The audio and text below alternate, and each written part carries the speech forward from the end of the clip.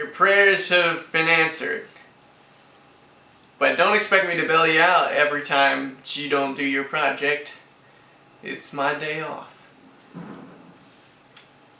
That's a chopstick. So Mexico? Mexico. Okay. This is the last time though. Mexico, it's that place beneath United States. Okay. So 31 states make up Mexico. And one federal district. It's actually the third largest country in Latin America and has one of the largest populations, over 100 million, making it home of the most Spanish speakers than any other nation in the world, despite the political and social changes that have occurred over centuries. Evidence of past cultures and events are apparent everywhere in Mexico, and so much culture is still there. It's amazing. Many of Mexico's rural areas are still inhabited by indigenous people whose lifestyles are quite similar to those of their ancestors. And in addition, many pre-Columbian ruins still exist throughout Mexico, including the ancient city of Teotihuacan, to be discovered. The point is that, along with Mayan pyramids and even Chichen Itza, are reminders that the colonial past are still evident in the architecture of towns like Taxo and Querétaro.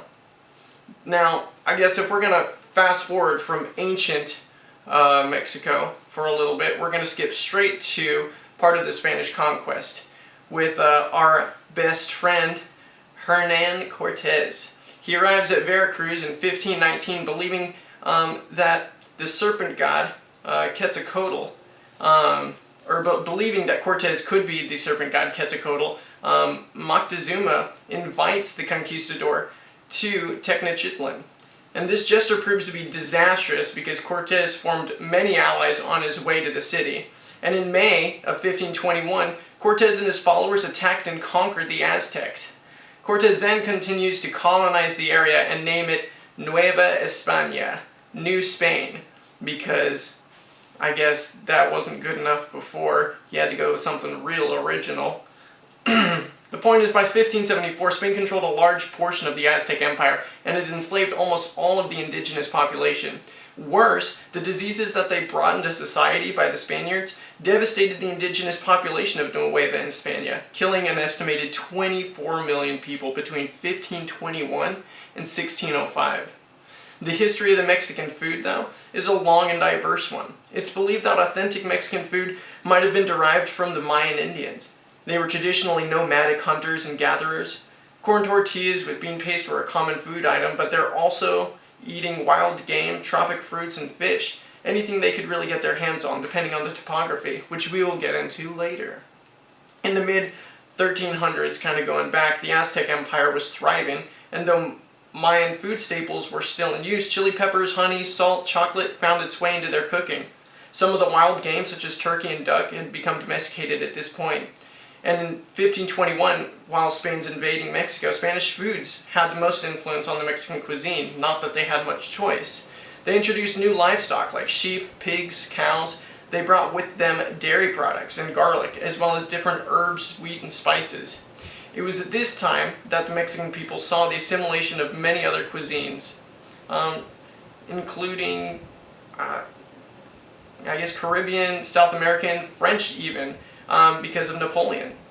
West African and Portuguese, even. I guess the Portuguese got around though, Because of this, Mexican foods today are extremely diverse, yet dishes do vary from region to region. The early natives of Mexico did not have ovens. Instead, they heated food over an open fire using cast iron skillets and ceramic ware. Another method was steaming. They would suspend meat wrapped in a cactus or banana leaves over boiling water in a deep pit. Frying was also a popular method. But they used a metete y mano, which is basically a large tool made from igneous rock or stone. Translates basically to a mortar and pestle. A small bowl-shaped container that can be made of stone, pottery, hardwood, marble, and the pestle is baseball bat shaped, however not near as large. Sorry, that would have been bad. Just a little sleepy. Where were we? Oh, the topographical regions, which include, I want to say, the Mexican Plateau, the Sierra Madre Oriental, the Sierra Madre Occidental, the Cordillera Neovolcanica, the Gulf Coastal Plain, the Pacific Coastal Lowlands, Baja California, the Southern Highlands, and the Yucatan Peninsula. What does that mean? Well, I figured you'd ask that. So I've got a picture right here. What you guys are looking at is a topographical map of Mexico. Now, things to pay attention while you're looking at this is going to be where you see mountainous ranges kind of through the middle making its way down, and then you see how the plains start to meet all along going towards the coast. And a lot of green over by the peninsula as well. This is a really great way to kind of think about what foods and what means for gathering food might have been available to the people. Obviously, a lot more fish is going to be towards the coast, towards the mountains. You're going to have a lot of the sheep that might have been introduced by the Spaniards, a lot of things like that. So there you go. But some fun facts for you, because Ian, I know that this wasn't exciting enough for you. So I guess, guys, one unusual mine weapon was called a hornet bomb. Not very original either. Guess what it was? You got it. It was an actual hornet's nest thrown at enemies during battle. I would not want to be on the receiving end of that.